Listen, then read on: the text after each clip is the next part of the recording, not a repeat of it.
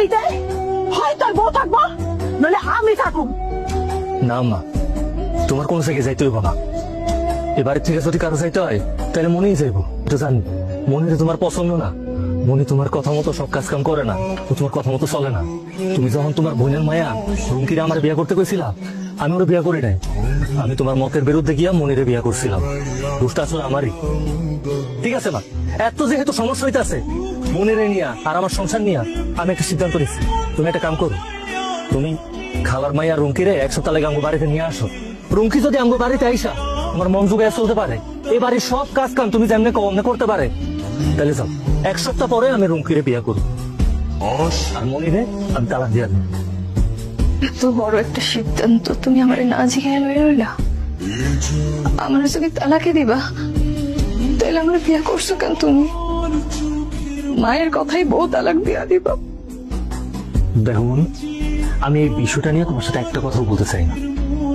আমি যে সিদ্ধান্তটা নিছি অনেক ভাইবা চিন্তা নিছি। রুমকি আপা একদম সুন্দর করে বাড়িটা ঝাড়ু দিবা, যাতে আমার ভাই জানাইয়া দেখা একদম খুশি হয়ে যায়। তাহলে তো তুমি এবারে বউ হইতে পারবা। আর তুই কোনো চিন্তাই করিস না, তুই শুধু দেখ আজকে এমন ভাবে উঠান ঝাড়ু দিব যে আরো এক সপ্তাহ কোনো উঠান ঝাড়ু দিয়ে রাখবো। ঝাড়ু দাও, তাড়াতাড়ি ঝাড়ু দাও। আরে রুমকি আইসা ঝাড়ু দিতেছিস কেন? যা কাপড় চোপড় বদলা যা। কি যে করো না খালা, সকাল সকাল উঠান ঝাড়ু না দিয়ে ঘরে যাওয়া যায়? তুমি ঘরে যাও, আমি উঠান ঝাড়ু দিতেছি। যা। দেখছস রুমকি আইসা বাসি বাড়ি ঝাড়ু দেওয়া শুরু করছে। আর রুমকি আইসা করছে, তাহলে তো খুব ভালো। তোমার আর কোনো কষ্ট থাকবো না, কোনো কাম কাজও করতে হইব না। ঠিক আছে রুমকি, তুই যেহেতু আইসাই পড়ছস তাইলে ঘরের কাম কাজ সব ঠিকঠাক মতো করিস, যাতে তোরে নিয়ে আমার আবার কোনো অভিযোগ না থাকে। রুমি আপা, আমার এই কাপড় চোপড় গুলো একটু ধুয়ে দাও তো। কেন তোর কাপড় চোপড় আমি ধুতে যাবো কেন? নিজের কাপড় নিজে ধুয়ে নিতে পারস না? আমি ধুয়ে নিব মানে? ভাবি থাকতে তো সবসময় ভাবি আমার কাপড় চোপড় দিয়ে দিছে। দেখো তুমি যদি আমার কাপড় চোপড় গুলো না দিয়ে দাও, আমি কিন্তু আমার কাছে বিচার দিব। আমার কাছে বিচার দিলে আমরা কিন্তু অনেক রাগ করবো। আমি এই বাড়িতে তোর ভাইয়ের বউ হইতে আসছি, কোনো চাকরানি হইতে আসিনি। আর আমি যদি কাপড় চোপড় ধুই, তোর ভাইয়ের কাপড় চোপড় দেবো, অন্য কারো কাপড় চোপড় ধুইতে আমি পারবো না।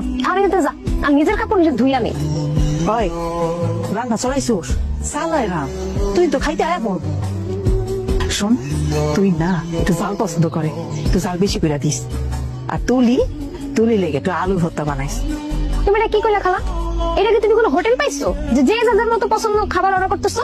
দেখো খালা, আমি তো সবার পছন্দ অপছন্দ মাথায় রেখে আনতে পারবো না। যেমনি পারি রান্তাছি, তুমি খাই নিও। এটা কেমন কইরা কইতেছস?